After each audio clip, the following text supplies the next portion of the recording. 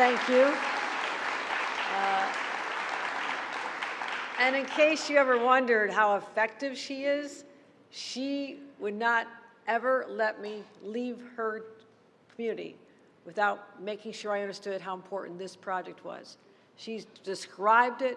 She got me all emotional about it. We talked about the effect on the people that she cares so deeply about. And we're a driving force behind what we announced a year ago and continuing. So let's give a special round of applause to Mayor Sean Patterson Howard. And not only did we have the President of the United States here yesterday, but we also have a representative from the White House, Catherine Coleman Flowers, who's the Vice Chair of the White House Environmental Justice Advisory Council, who has pointed to what we're doing here, Catherine, as a model for the rest of the nation. And I'm really, really proud of that. We also have someone who doesn't mind getting his hands dirty, working hard, and that is our DEC Commissioner, Basil Sagos. Thank you, Basil, for all you do. Vincent Kopecki here, the Commissioner of Westchester Environmental Facilities. Vincent, thank you. I know this is a project of a lifetime, so I know you've been working really hard on this, and as well as someone whose passion is one of the reasons we're here, a woman who endured the unthinkable, but she never gave up fighting, not just for herself, but for her community. I want to give us a standing round of applause, standing applause to Linda McNeil, one of our favorite people here. Linda, thank you. Thank you, Linda.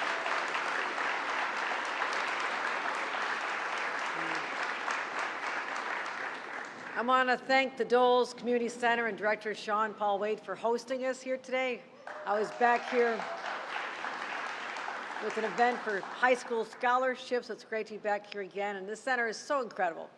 I love getting out and going to places like this where I can think about what goes on in this building, the theater and the athletic programs, the child care, the art galleries, all the different ways you can touch the lives of our young people. So on behalf of our entire state, thank you for what you do here at this incredible institution, the Dole Center. This community is not one of the newest communities. In fact, Mount Vernon goes back to the 1600s. And despite that long history, it's a community that's been overlooked for many, many years, despite the best efforts of elected leaders who've tried so hard to get attention on this community. But I would say that a lot of it had to do with a history of discriminatory planning, redlining, unjust housing policies. And even when you think back 100 years ago when there was a railroad built here, 1914, divided the city right in two, physically and socially among racial lines.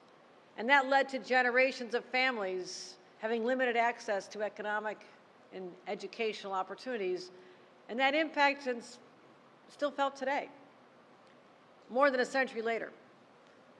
But one of the issues that screamed out for justice was the fact that something that in other parts of our state you don't think about, you take it for granted because it always works, but in here there was an epic failure, and that is the sewer infrastructure. We had situations where feces were bubbling up to the surface in basements. The smell of raw sewage was in the air.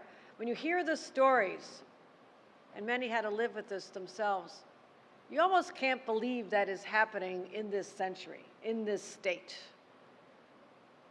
So you think about stories like Linda's that were captured for the nation to see.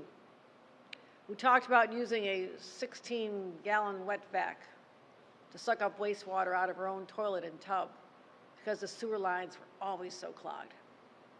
And every day she would empty it down the open manhole in her neighborhood. She said the smell was so bad it made her cough and made her eyes burn. She struggled to sleep at night. Remember your grandkids coming over, having some comments about this? Remember you shared that story last year, Linda? The rest of the world had a chance to see it when there was a documentary made called Wasteland. And when I watched that and witnessing that experience that people endured for so long, 20-some years, It was a dark chapter in our state's history, the neglect. This community was ignored for too long. And it's not just New York's most deteriorated and neglected water system, it really rose up to be, that's why Catherine's here today, an environmental justice issue. It's black and brown communities who are forced to endure the brunt of the consequences, from broken pipes to busted water mains to government neglect, literally bubbling into the streets and into people's basements. And I want to say this, the city did the best you could. You did the best you could. Fixed what you could, tried to keep it all running. I want to thank Commissioner Damani Bush for all he has done. Let's give him a shout. Thank you. You just felt like you're constantly pushing a rock up a hill and it just kept coming back on you. You just thought, is there an end in sight? But people like you, despite all the challenges of your daily work, you never gave up. You knew that the people of this community needed you there, you and the men and women who work for you. And again, I applaud you once again. It was a difficult time. And all the city workers who pulled out the stops to keep things just below the surface as best you could. And holding things together, like with a piece of Scotch tape. But over time, it got worse and worse and worse. And that's why, when I came to this community, we acknowledged the injustice that had been enduring here for so long. And we announced a major action. I was a fairly new governor.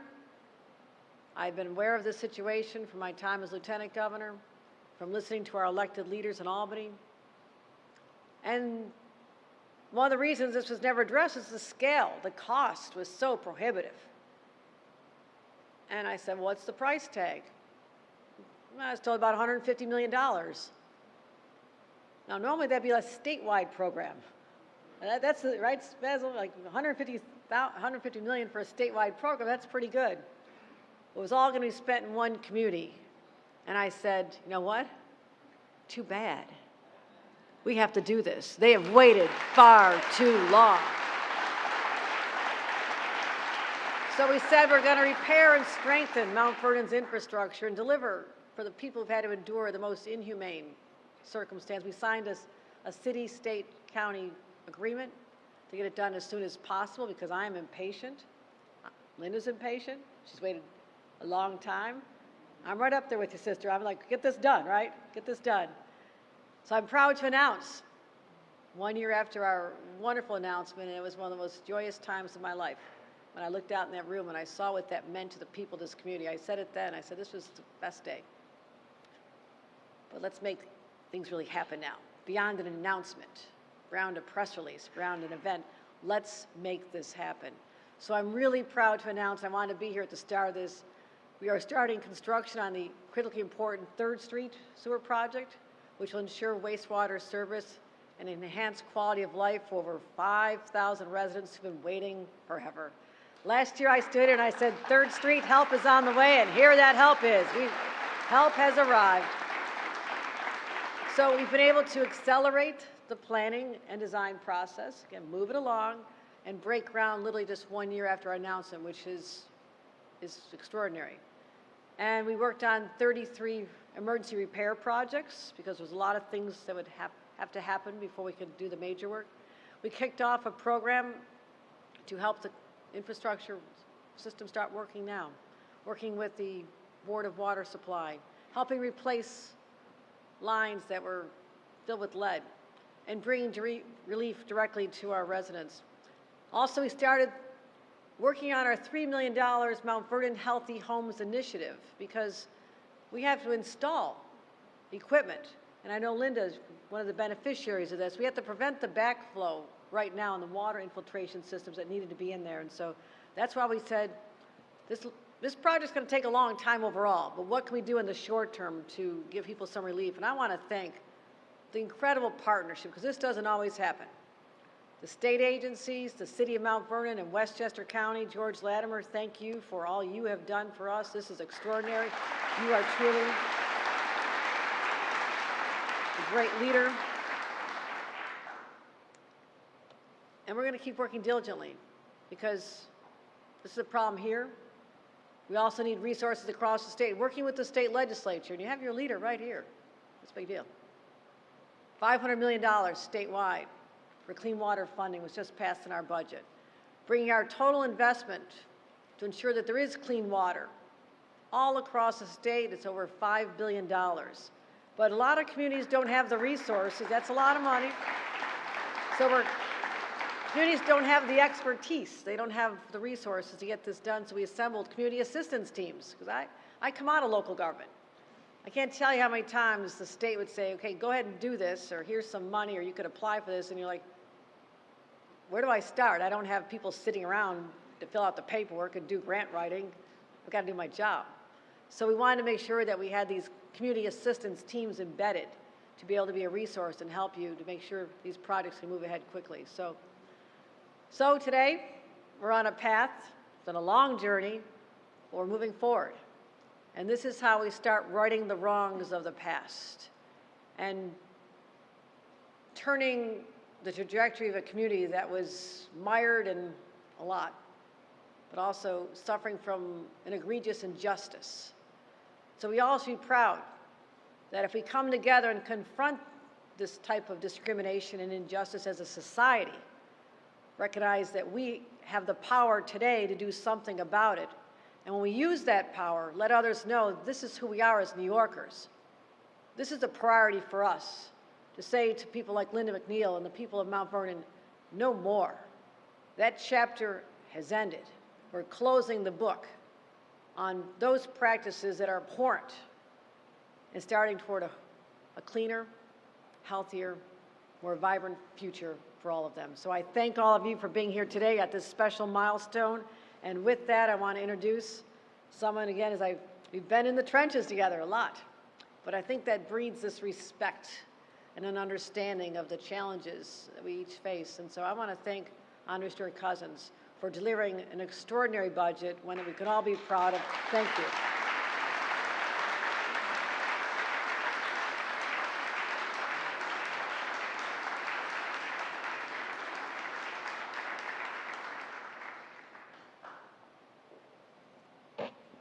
So, is Mount Vernon in the house? All right, money earned in Mount Vernon. Certainly, as I was listening to our governor, and yes, we've been through the trenches, and I guess that's what we do since she became governor, and to this day, there's always something, and there's always something to correct. There's always something to address, and the job of government is to prioritize. And who's in leadership matters, because my priority might not be your priority. You may not even understand the problem and think that it is just too complicated for you to try to understand, and yes, it is too expensive. But being in government with a governor like Kathy Hochul, that is never the problem. She gets it. She understands that even sometimes it's expensive. The expense of not doing it and not respecting communities that have to endure this disgrace is even more expensive. I am happy to have a partner in Governor Kathy Hochul. Thank you so much, Governor. Thank you. Thank you.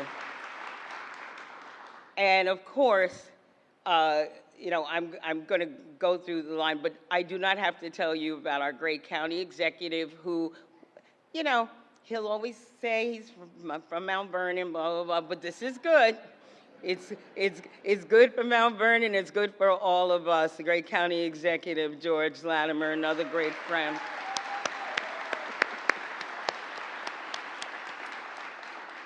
And of course, I bring greetings from your great senator, my colleague, somebody I respect who would be rapping right now, probably my Senator Jamal Bailey, who represents every day, standing side by side with his partner in the Assembly and my good friend, Gary Pretlow, another tireless advocate. Thank you. Thank you, Gary. Well, So I'm going to talk about your mayor because she's been my friend for a long, long time. I'm sorry, Assemblyman Otis. Let me tell you, Steve Otis, no matter what has to be done and where it has to be done, Steve Otis is there. Thank you, Steve. Thank you. Thank you, thank you, thank you, thank you. And I know your county legislator is here, Tyree. Okay, so I'm going to get in trouble. My clergy, Basil, Mr. Bush, Diane, no, everybody.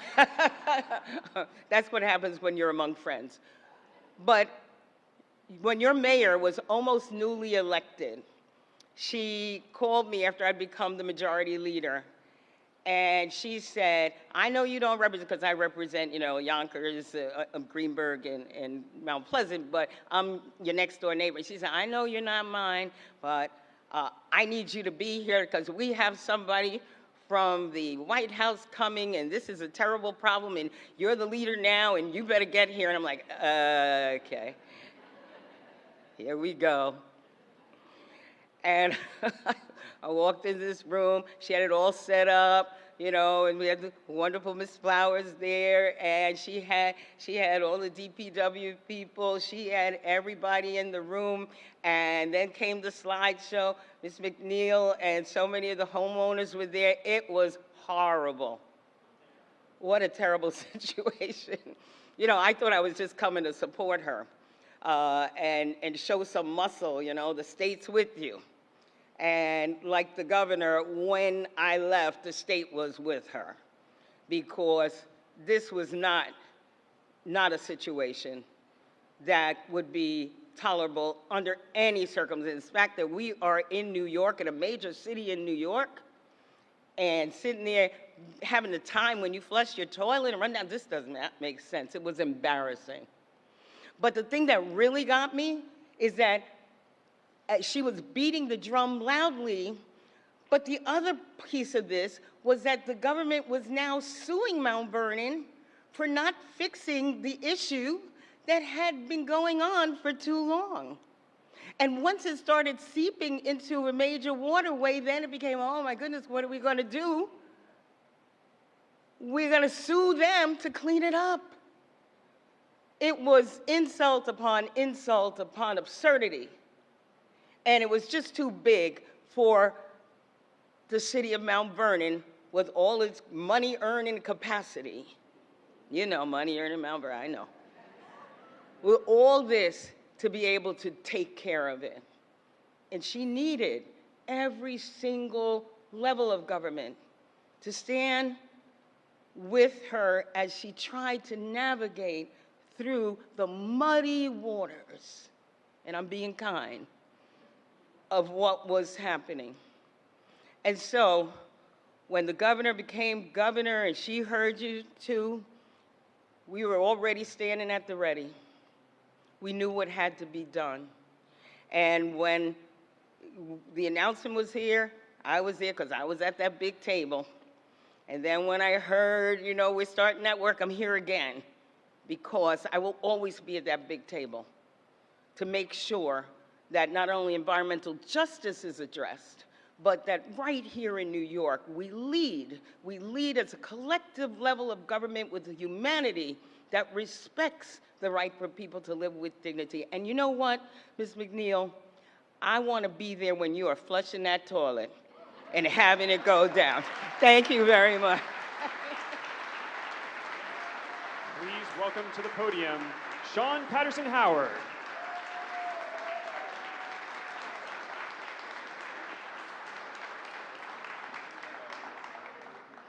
So thank you so much, Governor Hochul, and your team, to our majority leader, Andrea Stewart-Cousins, my friend and mentor, to our assemblyman, Gary Pretlow, as well as Jamal Bailey, who's not able to be here at this time.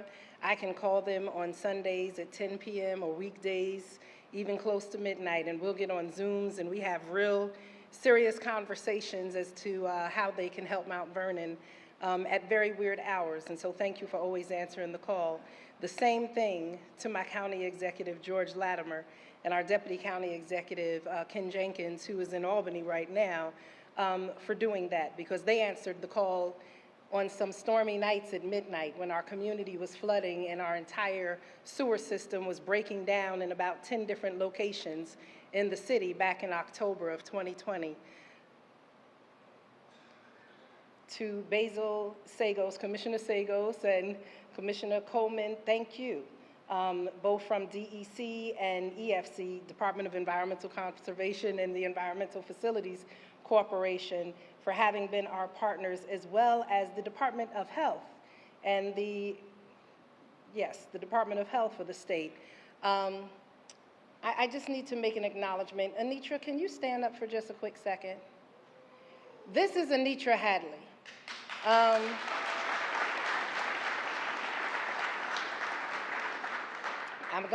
Just stay standing, right, stay standing.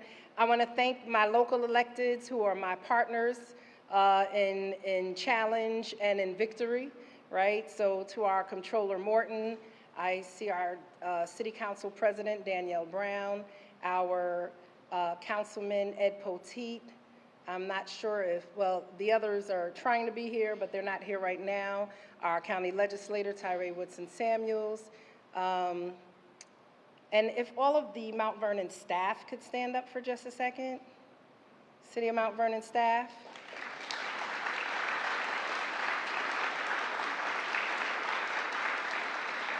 Thank you. And I wanted the staff to stand up because this is such a huge issue and it takes a lot of our time. And oftentimes, you know, they're like the kids that don't scream as loud and they don't get all the attention, but they stay in and they continue to do the work and they're part of it. So Anitra, stand back up. Thank you. So I asked Anitra to stand up because I'm going to be very clear.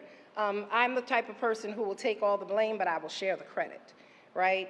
And Anitra is a resident, and we have a lot of good residents. Not all of our residents just sit on social media and talk mess. You know, all of us have that challenge in these days.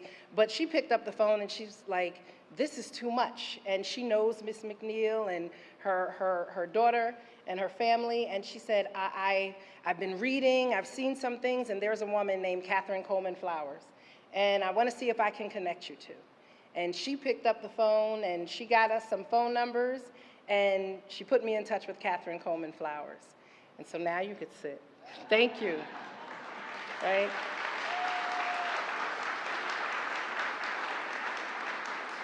And that's really important because Mount Vernon has been dealing with this for a very, very long time.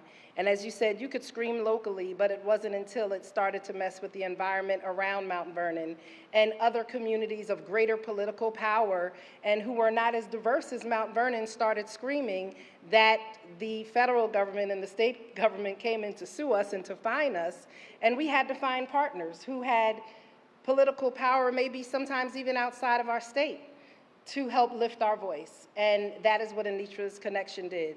And Ms. Catherine Coleman Flowers, who was an incredible Delta in my soror, and you didn't know that until we connected, came in and during COVID said, I have not left my community, I've not flown, you know, I'm concerned about flying because of the pandemic. But you got on an airplane and you came up here. And you know, you have friends who will come to the cookout and to the party and they'll bring friends that you don't expect, right? And it costs you money. But she brought friends that we didn't know that she was going to bring that helped us to get money. And so if we can ask Mitch from NRDC and the NRDC team to stand, the Natural Resources Defense Council.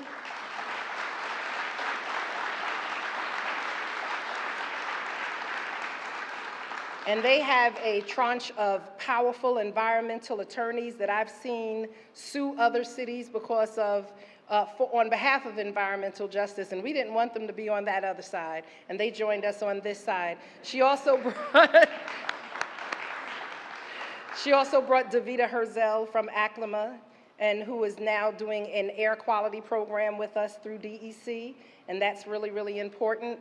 And she brought National Wildlife Federation, and when they became involved, now the National Environmental Defense Fund has become our new partner and has joined us as I've been working with the African American Mayors Association. And so It is interesting to see the very organizations that sued other communities around the country now stand on the side of the city of Mount Vernon to help us find sustainable solutions to a very systemic legacy issue that has gone on for generations.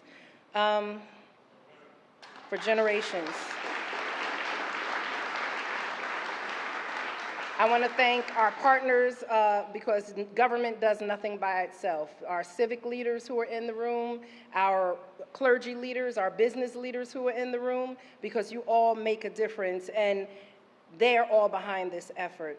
So I want to just kind of let you know, Governor, some of what the money has done for us so far. We stood here, I believe, April 15th of 2022. And if anyone knows anything about these type of projects, it takes several years to study them. And then you go out then you do engineering reports. Our Councilman Derek Thompson, thank you for coming in as well. Then you go out and you do reports. Then you look at the engineering impact. Then you do an RFP.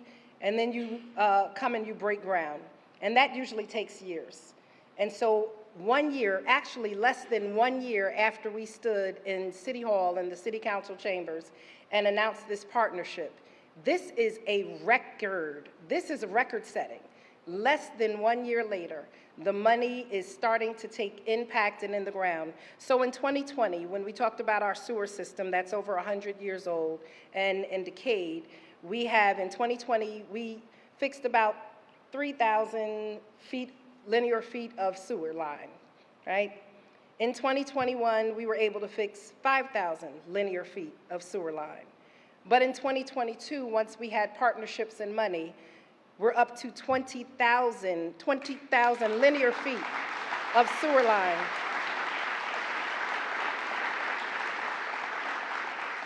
Ninety percent of our sewer system and our stormwater system have been digitally mapped. And that's incredible because without the digital mapping, we would not be able to do the work. And I want to thank our Senator Schumer, our Senator Gillibrand, and our Congressman Bowman because they helped us get $3 million from Washington, D.C. for the purpose of mapping the sewer system. And our sewer system, it's 1.8 million linear feet. That's a lot of work. And so that's been done. Another area that we have received money that the governor briefly spoke about was the lead service line program. And I just want to be clear, the water in Mount Vernon is clean. It leaves our water plant and it comes, but there is a difference from the street where our water supply is to the couplings that come into people's houses. That's the lead service line. And we have over 12,000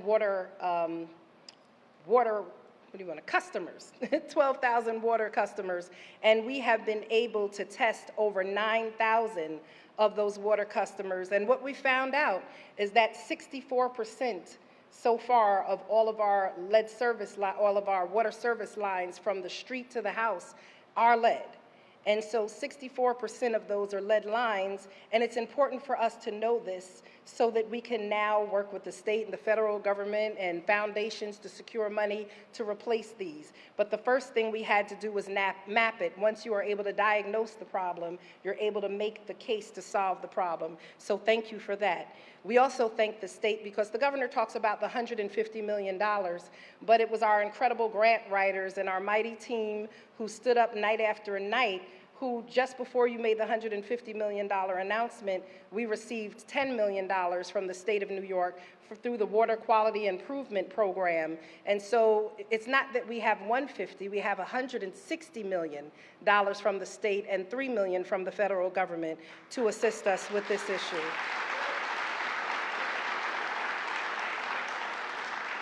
She spoke about the Healthy Homes Initiative, and that is where we are going in to people like Ms. McNeil's house, and we are fixing the backflows and making sure that sewer water cannot get up and that storm water is not going into people's homes. And Ms. McNeil, we had a horrible storm about 2 weeks ago. We received 8 inches of rain in a weekend, and we were out there, boots on the ground, running around, and I kept calling Ms. McNeil, and I was looking at her Facebook page, and there was no signs of flooding. There were no SOS flags going up. But unfortunately, we still have too many Miss McNeils because as we knocked on the doors, we had people whose basements were flooded all the way to their first floor and their kitchen levels. But we are coming, and the state is our partner, so thank you. I just want to say thank you for this work, for this partnership. We could not do this work without you. Yes, it has been a challenge, and not only are we going to have the opportunity to work with Ms. Flowers through this initiative, but she also is going to be working with the African American Mayors Association in Elemental Accelerator. And so she'll speak more about that because that will help bring resources to Mount Vernon. We are working also with the Army Corps of Engineers. The Army Corps of Engineers came and they visited. We have to dredge the Hutch. The Hutch is very shallow in this area, and if that's where our 3,000 water basins go out of our 74, our 3,000 stormwater basins go to 74 outfalls into the Hutch in the Bronx River. And because they are so shallow, because they haven't been dredged for a long time, it doesn't take much for them to flood, and all of the water then backs up into the system and comes into our community. And so that is a bigger regional issue, and I know working with our regional leaders, that's something that we're going to be dealing with. But we're excited today.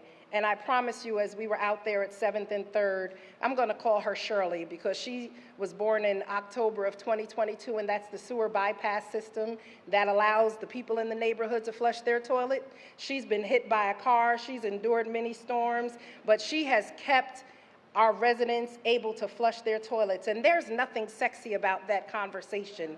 But I know the 1,500 families who are able to flush their toilets for the last 2.5 years, regardless of what's happening. It makes a big difference in their life. And so some might say, what is the big deal? The big deal is that we don't live in a rural area in the 1920s with outhouses. We live in a organized city and a municipal government, and we expect to be able to flush our toilets and live in places that don't have sewage and stormwater backup. And the partnership here is what allows us to do it. Damani, if you could just come here really quickly. And Damani,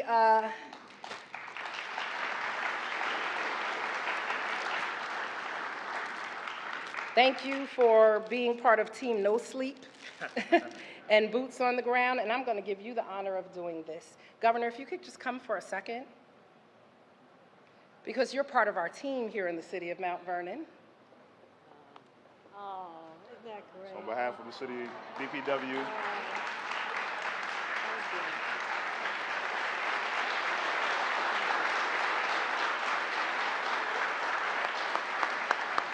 That means a lot to me. Thank you. Thank you.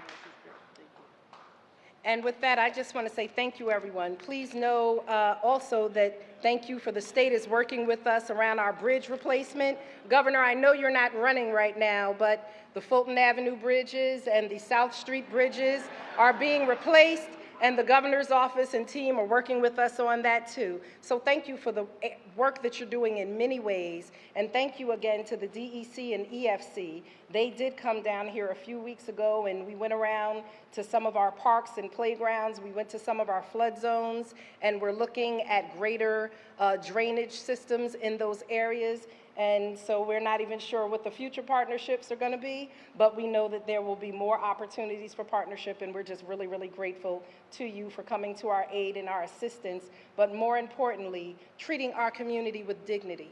Because there are people who will come and give you help, but they will make you feel like we're doing you a favor.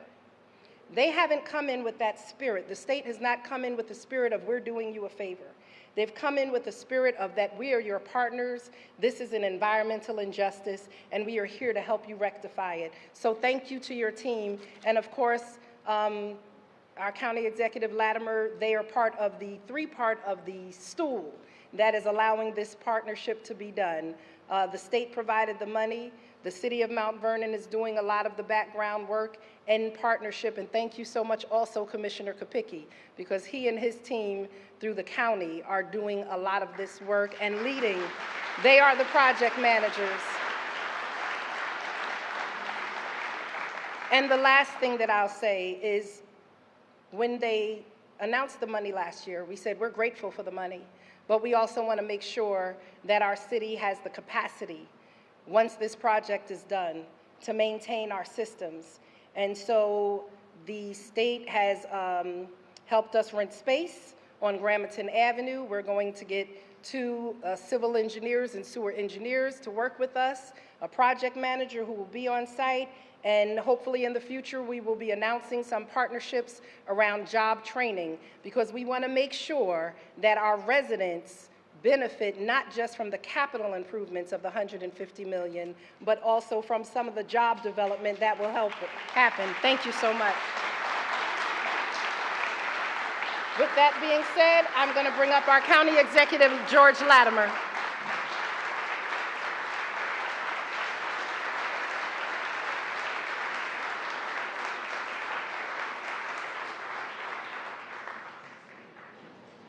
And that is the mayor of the city of Mount Vernon, Sean Howard Patterson, celebrating her 39th birthday today. Happy birthday, Madam Mayor. Thomas Wolfe, the author, Bonfire of the Vanities, you may remember, coined the phrase, "You can't go home again." And I can tell you that Thomas Wolfe is wrong. Because in the 5+ years that I've had the privilege to serve as Westchester County Executive, I've had the great opportunity to come home to this city again and again and again. And we've come back for reasons that are substantive as well as reasons that are sentimental, because there's only so many miles from White Plains to here, or where I live in the Sound Shore. But when I come here, it's not just mileage, it's memories. It's things that I remember growing up 8 blocks from here, when we were at the Neighborhood Health Center just a few weeks ago for the renaming of it, on 4th Street, across the street at Reverend Pogue's Church at Greater Centennial, or Reverend Morton's Church on Macedonia on 9th Avenue. I don't need, ways to find my way around these places here. And what is now once again called Washington in honor of Denzel, where I went to junior high school back in the day. And I told the story when we were together last year, when the governor was here for the announcement of this, and it bears repeating in my mind one more time again. 8 blocks away, in my parents' house, my father directed me to the basement one day when there was a sewage backup in our house. I think I was to blame. That's why he brought me down there. But he looked at me the way that Clint Eastwood, when he played Dirty Harry, used to look at his superior officer with that disdain in his face. And he showed me the nasty job that he had to do to clear the sewer pipe. And he looked at his son, and I could not get my hands out of my pocket. I just stared. And he says, "You're going to have to learn how to fix these sewers." Well, Dad, I never did really learn how to fix sewers, but I learned how to make sure that there was a Vinnie Kapicki in my life and the men and women of the Department of Environmental Facility. And they have, as a partner with the city and the state, and the leadership of Governor Hochul, and the leadership of Mayor Patterson Howard, together we've been able to make this happen. I want the Westchester County folks who are here to stand up. These are, Mount Vernon, your partners, your friends. Stand up, Westchester folks, please.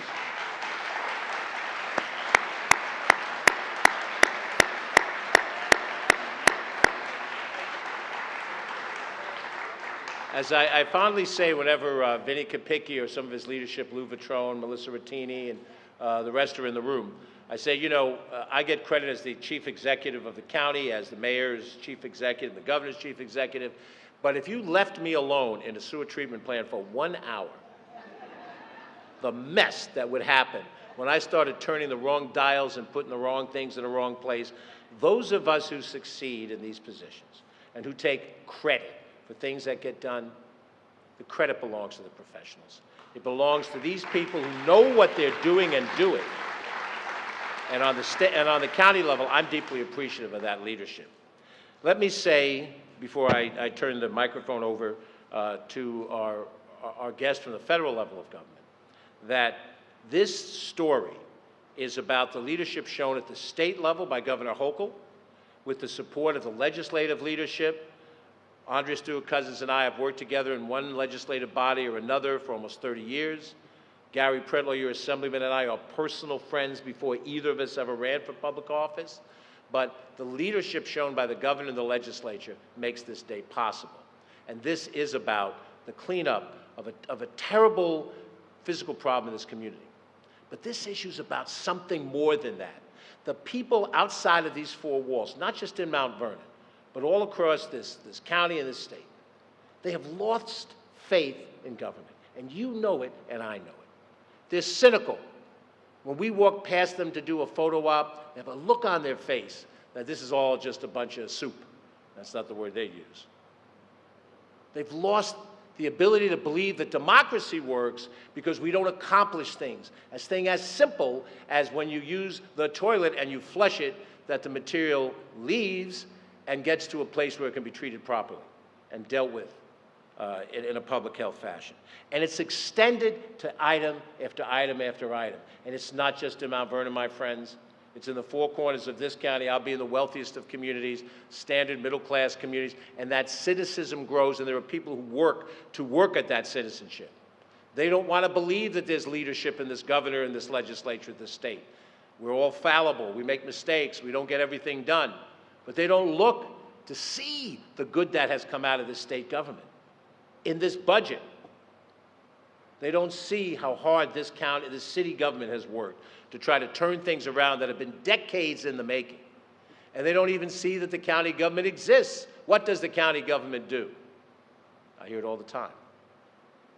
So by resolving this problem, by doing this capital work, we're solving a problem for Linda and all the other Lindas in the city, but we're doing something more.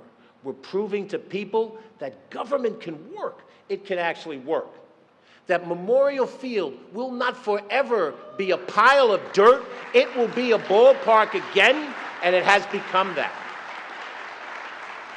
That the inappropriate setting for a family court in New Rochelle, used by the people of Mount Vernon, would not forever be their place to find justice, but that we could create a proper courtroom, as we have done, so that there is a proper treatment for those people that go to family court. Those are accomplishments, and Scout Field is an accomplishment. And by God, because of the leadership of this governor, this mayor, and this group of county professionals, we will have an achievement in this issue that will prove, A, how to do it properly environmentally, and also how to have faith that government still works.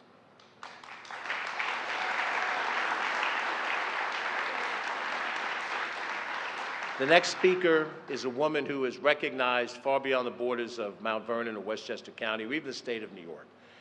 Catherine Coleman Flowers is internationally recognized as an environmental activist. She is an author. She has received honorary degrees, and she's been a recipient of grants, not just because she knows the right people, but because she understands the right policy. And this is not, environmentalism with a cup of tea and your finger extended. This is hard-working, specific efforts to solve environmental problems. She's the founder of the Center for Rural Enterprise and Environmental Justice, and that's why she was named by President Biden to this position of great importance for the United States of America in our environmental area. So it gives me great pleasure to now introduce the next speaker, Catherine Coleman Flowers, to speak with us today.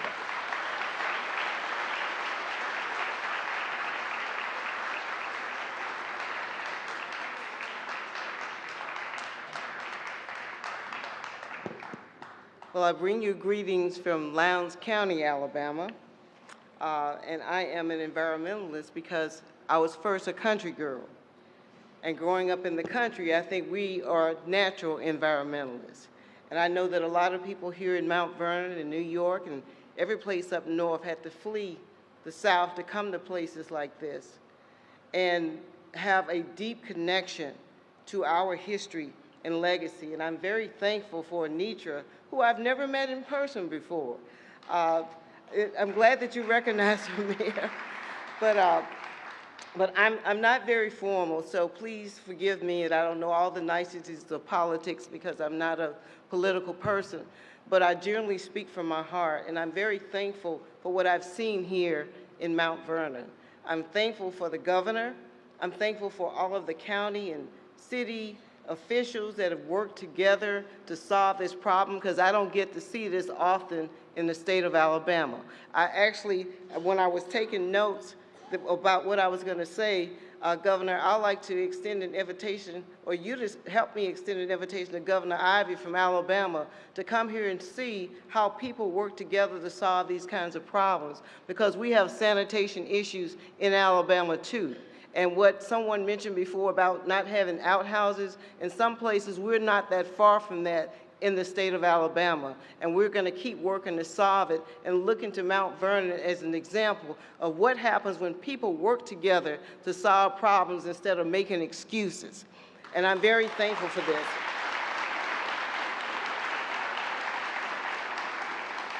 I'd like to also thank NRDC. I serve on their board, and I remember when I got the call from Anitra. I work for the Equal Justice Initiative, and I'm also the founder of the Center for Rural Enterprise and Environmental Justice, but she reached out to me through EJI, which is founded by Brian Stevenson, who some of you might know. And I got the call from someone who worked there who asked me would I talk to her, and I did, and I said I would like to be able to talk. When she explained what was happening here, I said I'd like to be able to talk to the elected officials. This is the first, I've been doing this work since 2002. This was the first time that a mayor or any elected officials ever met with me to acknowledge these problems. They were always running away from them or making excuses saying it was the residents' fault. But this is the first time. This mayor is one of the bravest women that I know who stood up to fight for her community. And because of that, I have the utmost respect for her, not because she's my sorority sister, but because she is exemplary of what good government should be, and that what environmental justice should be about. It shouldn't just be the activists out there campaigning for environmental justice. It should be the governor. It should be all these elected officials that are here. It should also be the mayors and people that represent the cities instead of running away from these problems. Recently, I had the opportunity to be at the White House with the president. Actually, it was a few weeks ago. I didn't think that I was going to be able to come, but I got an invitation, and at first I declined it because my daughter, who was here a year ago, has now given me a granddaughter that's about 2 weeks old. So my job was to pick my grandson up when she went into labor so he could be with me and not have to be at the hospital. And when I got the invitation to go, and as I said, I declined because I said family first. But when I got the phone call that Monday, my granddaughter was born at 2 a.m. the next morning, and I ended up going to Washington, and had the opportunity to go to the Oval Office to meet with the president. Little did I know that the mayor had just been there before I got there with the African American Mayors Association. But I went there, and because they asked me to introduce him because he signed the executive order on environmental justice that day. And when I went there, he said to me, "Catherine, I've been to Selma many times." He said, "Nobody ever told me that there was a problem with sanitation in Lowndes County. If you've ever been to Montgomery or gone from Selma to Montgomery, you have to go through Lowndes County to get to Selma. And people come every year to celebrate the right to vote. But no one was brave enough to say that this is a problem. But you don't have that here in this area. You have the mayor speaking up for you. You have the commissioner for public works speaking up for you. I've never seen this many elected officials working together trying to solve a problem. So I think this is a textbook example of how we get to environmental justice. And I'm inviting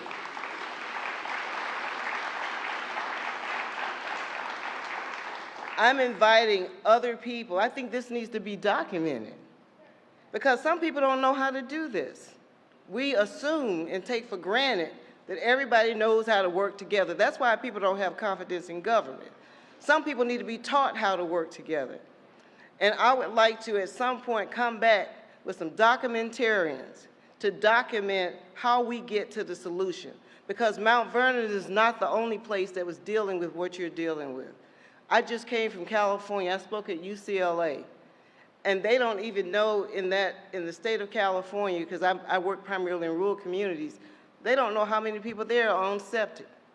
So they unofficially announced that they have a program in the state of California where they're working with UCLA to document and find out how many people are on septic, and they're moving people that can be moved from septic to sewer based on a lot of the work that we're doing. But I think that we have to have these examples to follow, because a lot of people think it's too expensive. They think it's too hard to tackle, and they don't want to do it. But we live in the greatest country in the world, the United States of America. And I say this as a vet. I say that I'm a veteran of the Air Force. I have 3 brothers.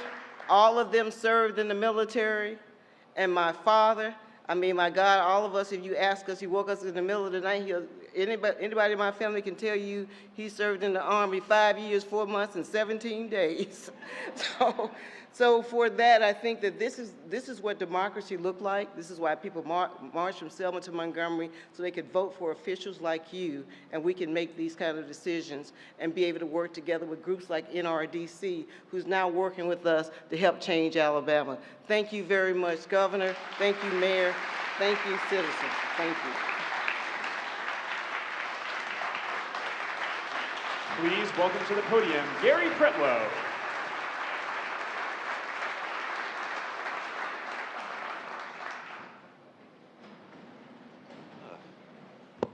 Much has already been said, so as Elizabeth Taylor said to her 3rd husband, I won't keep you long. It's difficult to follow such an array of fantastic speakers, and these fabulous women that have already spoken, not including you, George, have really said it all. You know, the governor compared our DPW commissioner to Sisyphus. That was his name. He was the one that pushed the stone up, and he kept rolling back. And you know, I'm just happy that this is happening. You know, today is a Thursday, and probably a Thursday of no particular importance, but to me, this Thursday is reminiscent of that last Thursday in November called Thanksgiving. And I'm thankful for these wonderful individuals that have done all they have done to make this project possible. And for the extraordinary speed that is taking place. Like it was just earlier said, these things generally take years from the time that it's announced until the time it started. Not finished, but time it started. We're already into it and have done so much. So I want to thank everyone that was involved in this. Sunday's Mother's Day, and I'm looking out and I see beautiful mothers. Ms. Flowers, happy Mother's Day. Madam Mayor, happy Mother's Day. Ms. McNeil, happy Mother's Day. And Ms. Stewart Cousins, happy Mother's Day. And I met your children when we were in earlier. Happy Mother's Day, Madam Governor. You are one fantastic individual. And I'm going to tell you, this city was founded in the 1700s as an incorporated city. No governor has ever spent the kind of time and effort and energy in any city like they did to this city, Mount Vernon, and this young lady has done it. Our governor has shown that she can get involved, and she is involved, and I'm just thankful for all that you have done, and I know will continue to do. Thank you very much. And that concludes our